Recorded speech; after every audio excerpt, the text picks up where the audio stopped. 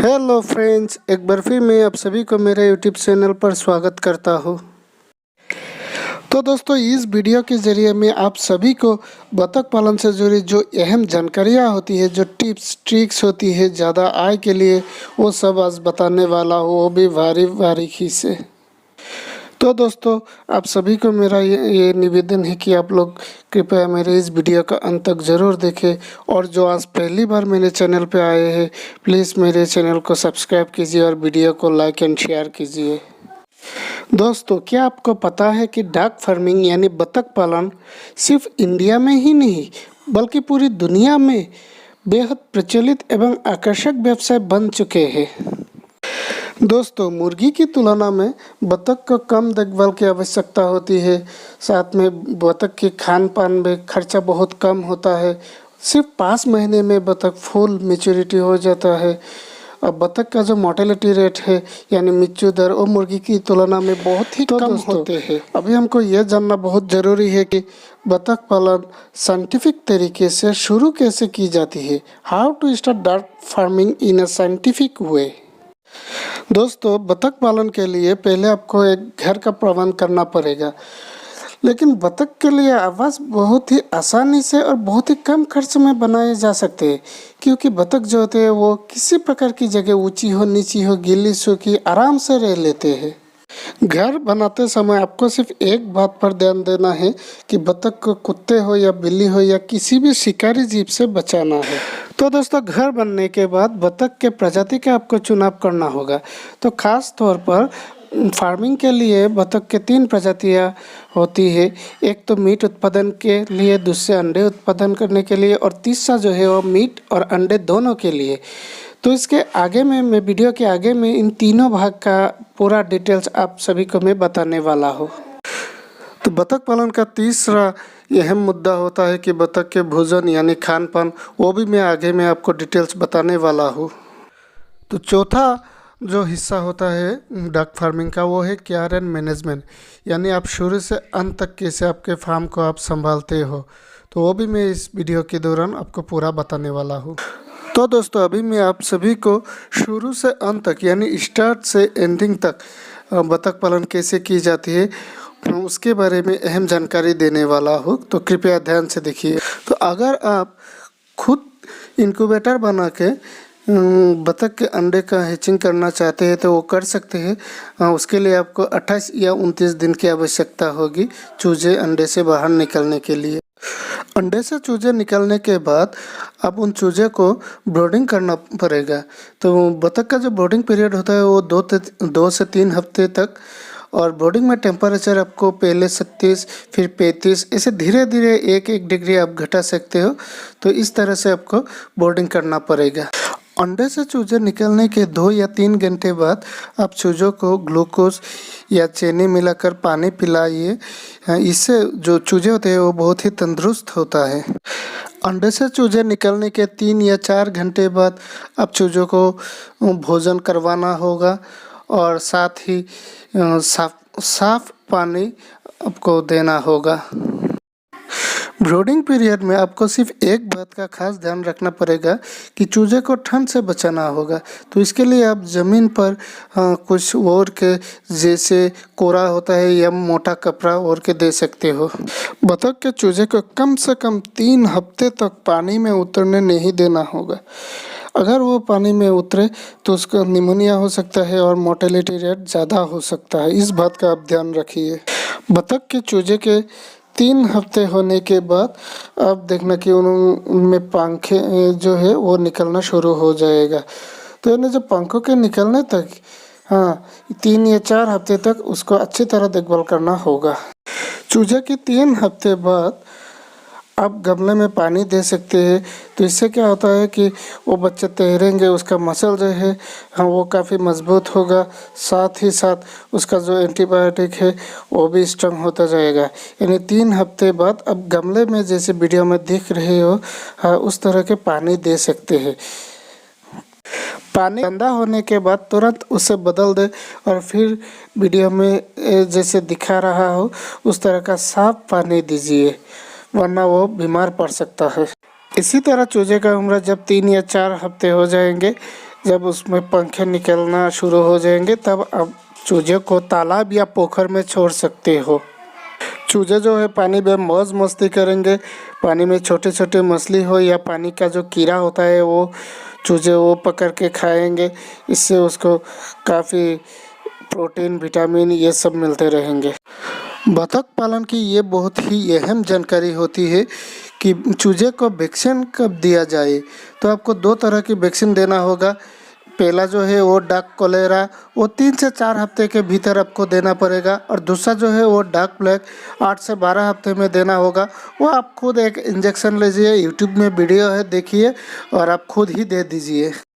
बतख के वजन को जल्दी बढ़ाने के लिए और काफ़ी सारे अंडे उत्पाद के लिए आपको इनके खान पान में थोड़ा ध्यान देना पड़ेगा। यानी कि बतख के जो आप खान पान दोगे उसमें प्रोटीन, विटामिन, मिनरल्स ये सब होना चाहिए। एक मैच्योर बतख को हर दिन 170 से 200 ग्राम खाना ज़रूरत पड़ता है। तो आप बतख को खाना चाहे 2 टाइम दो या 3 टाइम, कुल मिला के पूरे दिन में 170 से 200 ग्राम के भीतर होना चाहिए। कम होगा तो भी दिक्कत होगा और ज़्यादा होगा तो खर्चा ज़्यादा बढ़ जाएगा। बतख को अगर अच्छी तरह से यानी ठीक तरह से खान पान दी जाए तो 5 महीने में अंडे देना शुरू कर देती है। और बतख साल में 250 से 320 अंडे देती है। वो प्रजाति के ऊपर डिपेंड करता है। और बतख का अंडा बहुत बड़ा होता है। एक अंडे का वजन 65 से 70 ग्राम का होता है। बतख को आप जो भी खाना दो, बशर्ते वो खाना गीला होना चाहिए। सूखा खाना उसके गले में अटक जाता है। बतख के खाने में जैसे घर का बचा हुआ खाना, सब्जी, चावल, सोयाबीन, गेहूँ, मछली और जो आजकल रेडीमेड वो जो पोल्ट्री फीड मिलता है वो भी आप दे सकते हो आपके बजट के अनुसार। बतख पालन के व्यवसाय में सफल होने के लिए एक अच्छे प्रजाति की बतख को चुनना अनिवार्य होते हैं। तो आप ज़रा गौर से देखिए, अगर आप अंडे के लिए बतख पालन करना चाहते हो तो इंडियन रनर, खाकी कैम्बल ये इस पे जा सकते हैं। अगर मांस के लिए आप कर रहे हो तो सफ़ेद पेकिंग, रनर, मस्कोबी, राउंड इस ब्रीड के ले सकते हो। और अगर मांस और अंडे दोनों के लिए आप बतख पालन कर रहे हो तो खाकी कैम्बल और इंडियन रनर ये 2 बेस्ट माने जाते हैं। इससे आप अंडे भी उत्पाद कर सकते हो और मीट के लिए भी बतख पालन कर सकते हो। आपको अब ये बताना ज़रूरी है कि आजकल इंडिया में पोल्ट्री फार्मर क्यों बतख पालन से ज़्यादा कमाते हैं, यानी दूसरे फार्मिंग की तुलना की जाए। तो इसका पहला रीज़न है कि बतख का जो मोर्टेलिटी रेट है वो बहुत कम होता है। साथ ही बतख पालन में बहुत ही कम लागत, कम खर्चा होते हैं और मुनाफे काफ़ी ज़्यादा होता है। इसके साथ अब मछली पालन के साथ भी बतख पालन काफ़ी लाभदायक होती है। अगर आपके पास छोटा हो या बड़ा तालाब है तो आप उस पर मछली भी दे सकते हो और बतख को भी दे सकते हो। इससे क्या होगा कि बतख का जो मीट है वो मछलियाँ खाकर अपना पेट भर लेगा और बतख पानी में से घोंगे, कीड़े, शैवाल, एल्गी और छोटे मोटे मछली खाकर वो भी तरोताज़ा बना रहेगा। यानी मछली का भी फ़ायदा है, बतख का भी और आपका भी। इसके साथ ही मुर्गी की तुलना में बतख का जीवन काल काफ़ी लंबा होता है, इसलिए वो ज़्यादा समय तक अंडा देती है। अगर आप मीट के लिए बतख पालन करना चाहते हो तो मेरी एक सलाह है कि आप जितना हो सके नर चूजे को ज़्यादा प्रेफर कीजिए, क्योंकि नर चूजा जो है वो बहुत ही कम समय में बहुत बड़ा होता है, यानी वज़न काफ़ी तेज़ी से बढ़ता है। आजकल हमारे देश में लोग और यानी छोटा मोटा किसान हो चाहे बड़ा किसान हो, वो बतखें जो है वो मछली के साथ पालन तो करता ही है। इसके अलावा भी धान खेती के साथ भी बतख पालन कर सकते हैं। इसमें उनका काफ़ी ज़्यादा लाभ होगा, क्योंकि धान की खेती में बतख को छोड़ देने पर उसके जो कीड़े होते हैं जो धान को ख़राब करते हैं वो बतख खा लेती है। इससे बतख का भी पेट भरता है और धान का फसल जो है वो भी अच्छा होता है। तो कुल मिला के हम बतख को मछली के साथ, धान खेती के साथ भी पालन कर सकते हैं। इसमें मछली का भी फ़ायदा है, बतख का भी फ़ायदा है, धान का भी, और जो मालिक है, जो फार्मर है, उनका भी फ़ायदा होता है। तो चाहे धान खेती हो या तालाब हो या छोटा मोटा पोखर हो, बतख को पालन करने का जो तरीका है वो आप भारत के किसी के गांव में जाके दान के टाइम पे जाके आप अपने आँखों से देख सकते हो। मुर्गी की तुलना में बतख के अंडों का भी काफ़ी सारे फ़ायदे होते हैं। जैसे बतख के अंडे से आँखों की रोशनी तेज़ होता है, इसमें हमारे शरीर में कैल्शियम की कमी को दूर करता है। इसके अलावा बतख के अंडे प्रोटीन से भरपूर होता है। बतख के अंडे में काफ़ी मात्रा में विटामिन ई होता है और सबसे जो खास बात है, बतख का अंडा साइज में मुर्गी की तुलना में बहुत बड़ा होता है। अब अगर बात की जाए कि 100 बतख पालन में हमारा प्रॉफिट कितना आएगा, तो उसके ऊपर मैं पहले भी एक वीडियो बनाकर दे चुका हूँ। तो आज फिर बोलता हूँ कि अगर हम 100 बतख को पालन करें तो ज़्यादा से ज़्यादा 20,000 रुपये खर्चा आएगा और हमारे आमदनी होगी 50,000, यानी हमारा कुल मिला के प्रॉफिट होगा 30,000 रुपये 100 बतख में। तो अगर 100 बतख में 30,000 का प्रॉफिट होता है, तो अगर हम 200 बतख पालन करें तो प्रॉफिट होगा 60,000, और अगर 500 करें तो 1.5 लाख रुपया प्रॉफिट होगा। तो ये जो प्रॉफिट है, ये मैंने जो 30,000 पकड़ा है, इससे आपको ज़्यादा का ही फ़ायदा होगा, इससे नीचे तो बिल्कुल भी नहीं आएगा। क्योंकि मैं खुद बतख पालन कर चुका हूँ, तो मेरे अपने एक्सपीरियंस से आपको ये बता रहा हूँ। तो अभी सवाल ये पैदा होता है कि हम बतख के चूजे को कहाँ से खरीदें।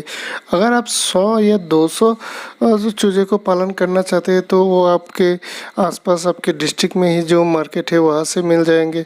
और अगर आप 500 1000 चूजे खरीदना चाहते हो, तो आप इंडिया मार्ट में अपना फ़ोन नंबर रजिस्टर करके वहाँ पे आपका होलसेलर सप्लायर मिलता है, तो वहाँ से आप चूजे खरीद सकते हो। वो गवर्नमेंट पॉलिसी के तहत वहाँ लेन देन होती है, कोई दिक्कत नहीं होता। इसके अलावा तकरीबन हर स्टेट में बड़ा बड़ा फार्म होता है, तो उन फार्म से कांटेक्ट करके भी आप लोग चूजे खरीद सकते हो। और अगर आपके पास इंक्यूबेटर है तो आप चूजे खुद हैच करके चूजे बना सकते हो। तो दोस्तों, अगर मेरा ये वीडियो आप लोगों को अच्छा लगा तो प्लीज़ इसे लाइक कीजिए, और हाँ, मेरे चैनल को सब्सक्राइब करना मत भूलिए।